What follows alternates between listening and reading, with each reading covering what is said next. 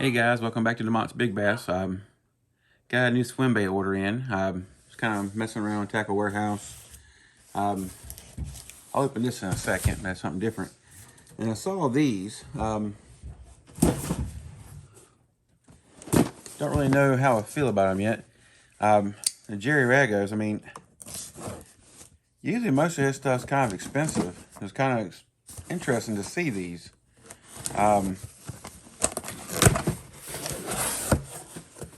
Let me show you what I'm talking about here real fast. I got a couple things in here. Of course, I got another t-shirt. It's just like the one I got on. All right, so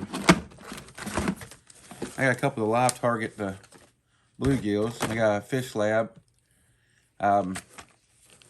Really nice looking little bluegill. And also, our lakes here have a lot of perch in them. And I'm not used to having a lot of perch, so I got one of these to try out. Of course, it's live target. I kind of like the live target soft swim baits. They do pretty good. They're not the best, but for the price, they're pretty good.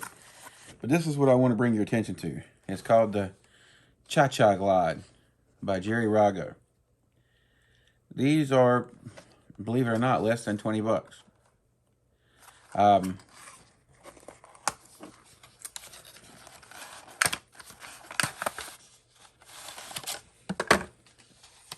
Okay, the detail looks really good. It's called the Thunderhawk. I know something about thunder. I don't know why I don't say thunder on the package. It just says Cha-Cha Glide 5. Suspending glide bait.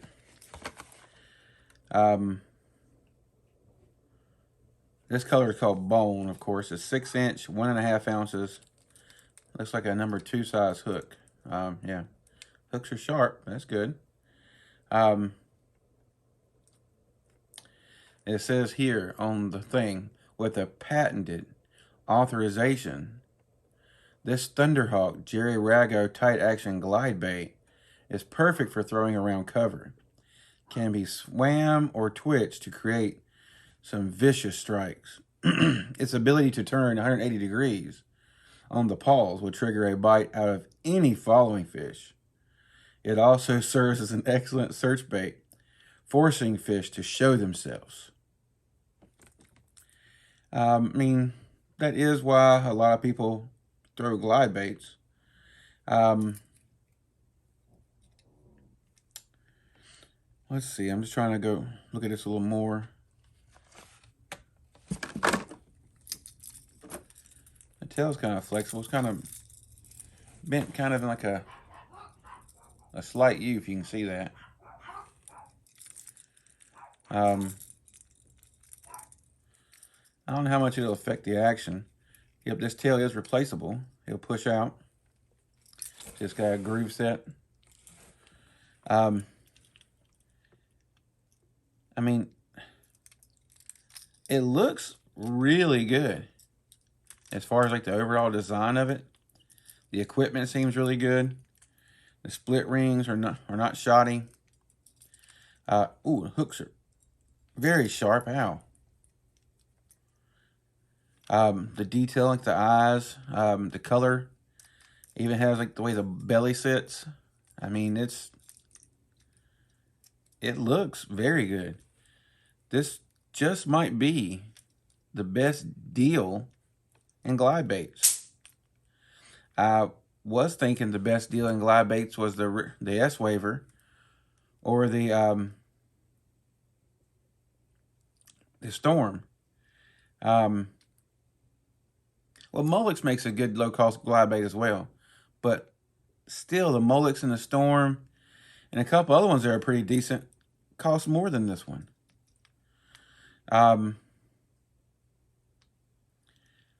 So this basically is a direct competitor for the S-Waver with the soft tail and the price point.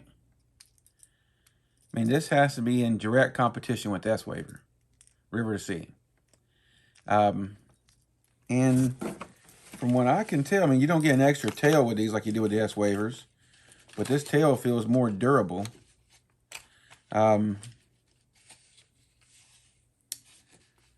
The the detail, I don't know. That's going to be, I guess, the fight's on. I mean, I've always been an S-Waver guy, but this right here, this looks really good. I got it in bone, chartreuse blue. Ooh, that's nice. Let me show you this one real quick.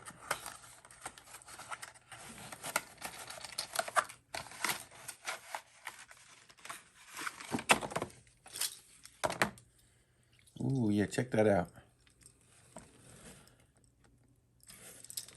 When the water starts getting clear, especially towards middle summer, late summer, especially in the shallows, it gets really clear. See, this tail doesn't have a U to it. See, it's perfectly straight.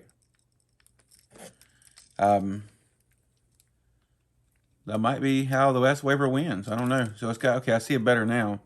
It has a little clip. You got to pull that clip out to get the tail out. That's why the tail wasn't pushing up while I got on the other one. Ouch.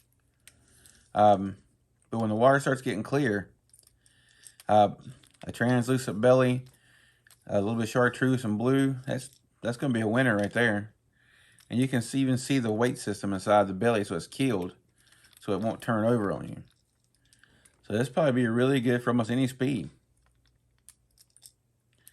I have fished some cheaper glide baits. That's why I don't recommend them. That, especially if you reel them at any kind of speed, they try to just turn over.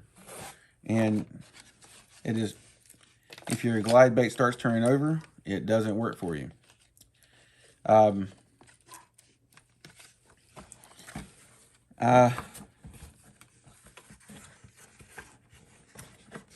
I'm kind of speechless. I've got several of the Jared Ragos that are $75 to $100. I didn't even know he was making or had his foot in the water of the inexpensive glide bait. This is a new one to me. And I wasn't sure what I was going to be getting when I got them in the mail, what they were going to be like. I have to say, I am very impressed. This is psychedelic. Cycles. It's PSYCHAL, Cycle Shad. I think it's trying to say Psycho Shad or something like that. I'll let you guys take a look at it. I thought I was reading it incorrectly there for a second, but no. I might be from the South. My South education taught me how to read. And that's just weird. Ooh, that's a nice color. This one's called Phantasm. It's kind of really clear color with a little bit of blue hue to it. I think I've got 4 to try. Oh, hold on, I got 5. This one's called Double Tape. Ooh. I'm sorry, I'm like a kid in a candy store when it comes to new tackle. I didn't mean to rip the box, but oh well. Ooh, that's really pretty.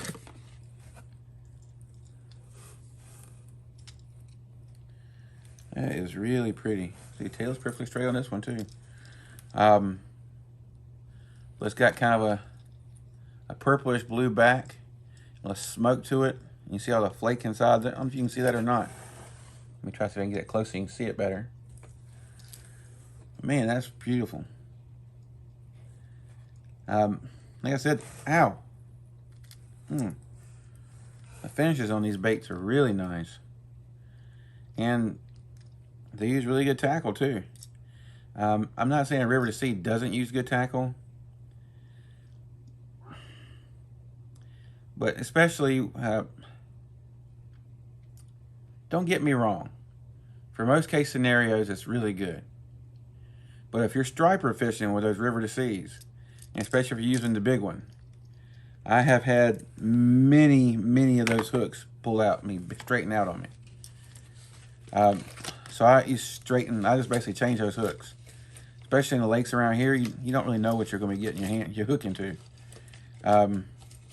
We have a lot of estuaries and stuff that come in, So we get a lot of redfish, stripers, specks. So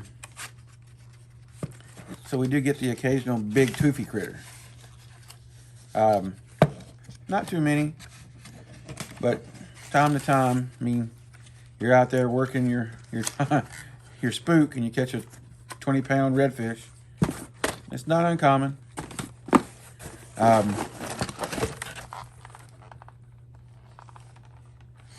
So okay, this is different. I'll start seeing this in the box.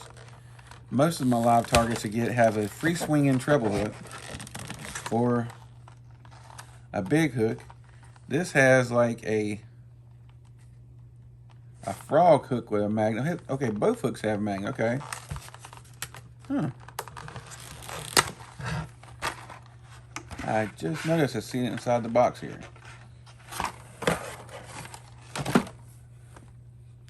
This is that. When these things first come out of the package, man, they smell just like chemicals. But that magnet is very strong. Wow. What I would probably do is about the same kind of thing you do with your mag draft.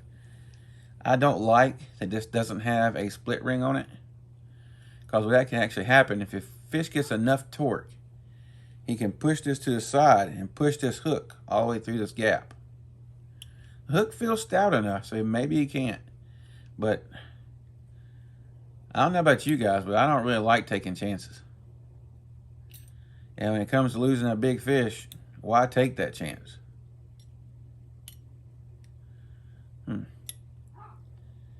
It doesn't make sense to me how they put these hooks on. So you can have them both sitting like this if you want to. The magnet holds them there. But this hook is designed to be kind of facing out, and this hook was put on to be facing up.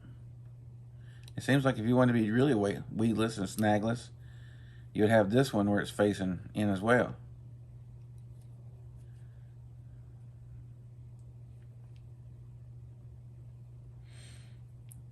Yep, I can't get to push through there, so I mean, I can push it through there. I get my pair of pliers and just put my plier on the nose here, then push it on the back of the hook here and push it through.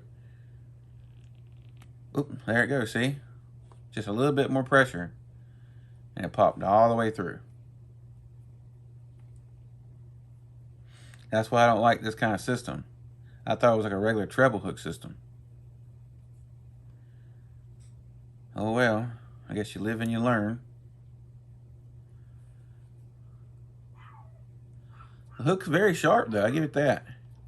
But I'm just not a big fan of that. Not a big fan at all.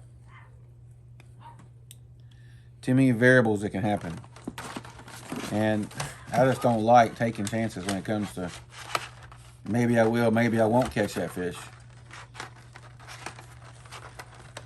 I mean, if you fish swim baits enough, you're going to have enough heartbreaks with that. This is a big ass bait. That big ass bait gives that fish a lot of leverage.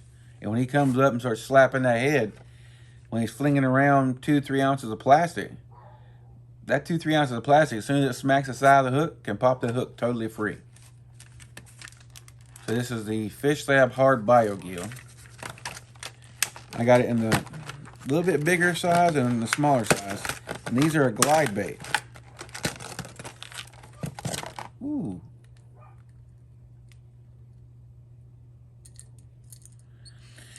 The hooks are sharp, but I'm not too sure about the quality. Okay, they're not bending at all. They're not flexing. Sorry about my dogs. They're probably seeing a squirrel out there or something. This has a soft tail as well. Look at the definition on that.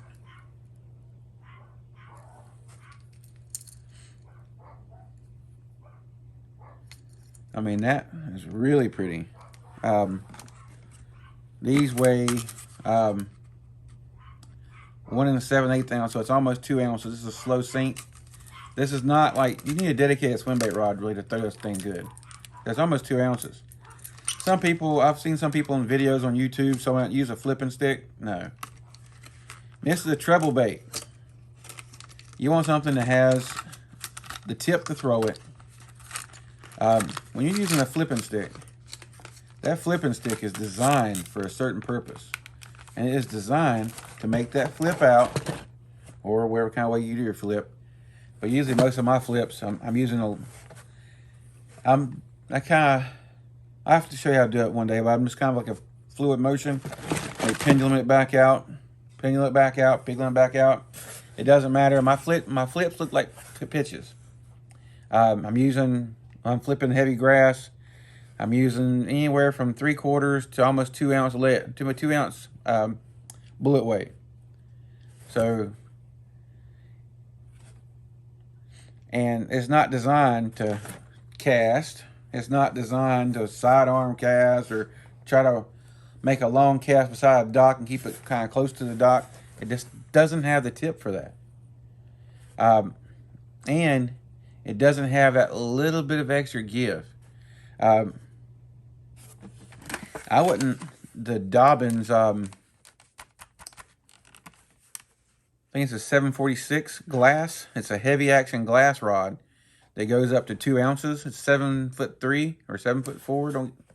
I think it's 7'3" or 7'3", 7'4", something like that. But it's a heavy action glass rod. That's what I'd probably throw this with. Just because I can work it around docks, I can get it close to cover. I have to make really accurate casts with it. And I don't know if you guys have used the Dobbins cranking rods, the glass ones. They're not heavy. For a glass rod, they are very light. Oh, look at that little guy. On these baits like this right here, even on my paddle tails, anything over like 3/6 or even quarter sometimes, that can be an 1/8 ounce, I'll throw it on a 7'4" heavy casting rod. The Dobbins, they're heavy casting rods, more like a medium heavy. So it does really good with things like this nature. All right. That's pretty much all I want to show you in there. Now,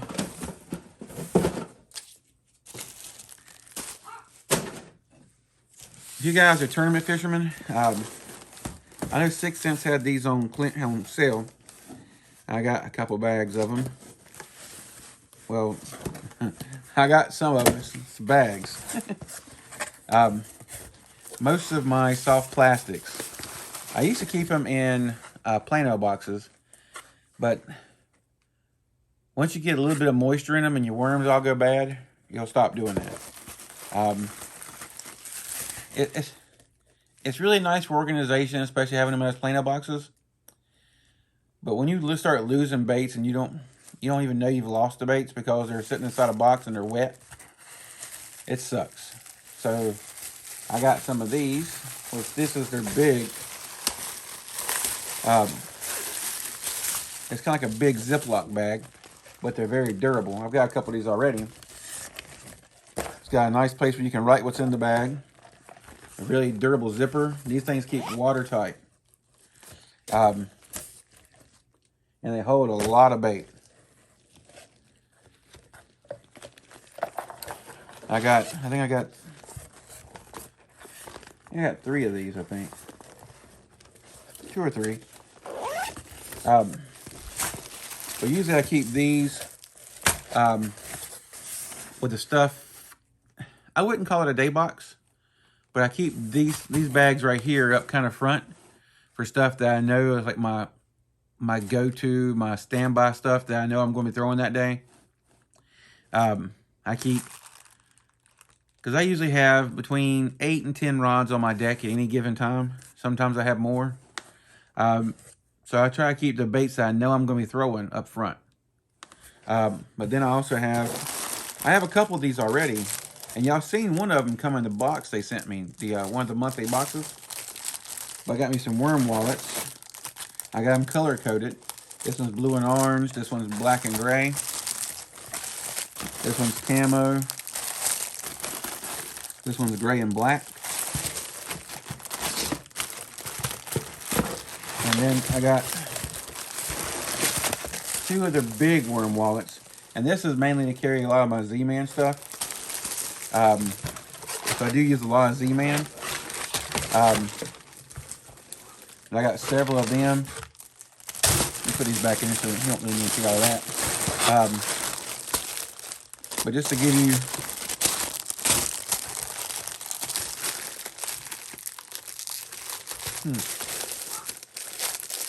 okay, look, please. Like, this is just their small bag. Once you get it all puffed out, and here's your soft plastic, and it'll hold probably, let's say you're doing shaky worms. This is like their worm that comes in a clamshell, like their 7-inch worm. See, it fits in there perfectly, and you can probably put 20 or 30 packs in here. And then I put these in the back of my boat, in the back compartments, because plastics weigh a lot, if you guys don't know that. But the more soft plastics you have, the more you're weighing down your boat. But I put these in the back, and I put them opposite my driver's seat to kind of counterbalance things. I want to see this. This is called Bluegrass Magic, the Divine Shaky Worm. These are on clearance on the 6 Cents website. And I think these were like $2.50 a pack. Ooh, I like that. It's like a green pumpkin blue flake on top and kind of like a light blue on the bottom. It kind of reminds me a little bit of the Deal, the color by Z-Man. But it's also, I mean, this is going to be really good. This Bluegrass Magic. I don't know if you can see the blue on the bottom and the green pumpkin. I like their shaky worms. I like them a lot. I like to use on owner heads.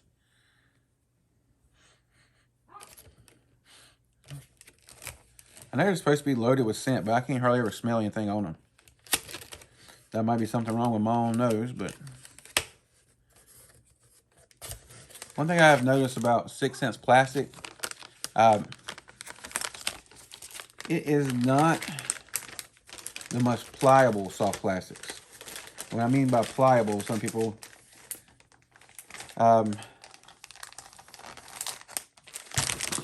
it's how soft the worm is, how much flex it has. Like Z-Man's extremely pliable.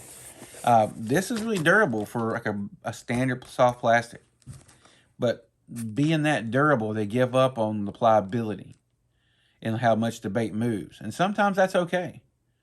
Especially in the wintertime when you don't want that bait doing all this, that, and the other. You want it sitting still. And then you want to hop it a little bit and you want it sitting still.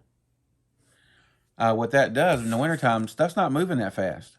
And you want that bait to be worked along as slow as you can possibly work it along. And that will actually get you more bites. Alright.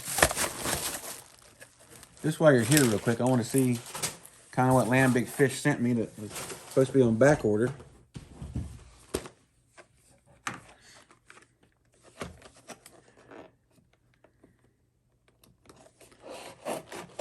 You know it's kind of bad when you forget what you've ordered. Okay. Z-Man, Fatty Z's, Watermelon Red. Yep. And I remember they weren't in my box, so this is another one of my favorite bigger shaky head worms. But I also use these in a lot of situations. I mean, you can see it's a really almost Cinco S style worm. You see the pliability, see how it's like hanging down? When I was holding the other worm up to you, it wasn't really hanging down like this. These worms here are super soft and stretchy. They have a nice big slit. That's what she said. I'm sorry, I caught myself. My wife doesn't be like, anyway.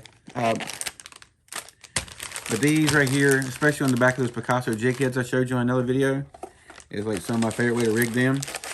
And these things are so soft. Okay. I guess I don't need this box. I'll put them back in this box here. Alright guys, if you have any questions, feel free to ask them down below. If you like this video, give me a thumbs up. If you don't like it, give me a thumbs down. If you think something I can add to it or something I can do different, let me know. I'm trying to grow the channel and trying to make things better. It's almost August 2nd, so the kids are back in school, and so I can get you guys out on the water with me. and ain't got to worry about what they're doing. If you need somebody that just now getting into fishing, share some of my videos with them. I'm starting to go over more and more stuff. The person asked me to go over a free rig.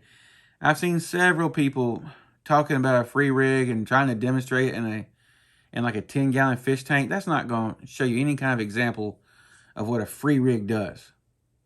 There's a reason why it's called a free rig, and there's a reason why it's called an unpegged bullet weight. They don't go down. They don't work the same. It's like saying a small chisel is the same as a big chisel. I mean, I guess technically they're both chisels, or an all chisel has like a big scoop to it. They have different job, different functionality. Okay, we'll go over on another video. Like I said, if you need somebody to share this video with them, go ahead and subscribe to the channel. It doesn't really cost you anything, and it helps me a lot. At least lets me show my wife that some people do like me. All right, guys. I'll holler at you later. This is DeMont signing out. Tight lines.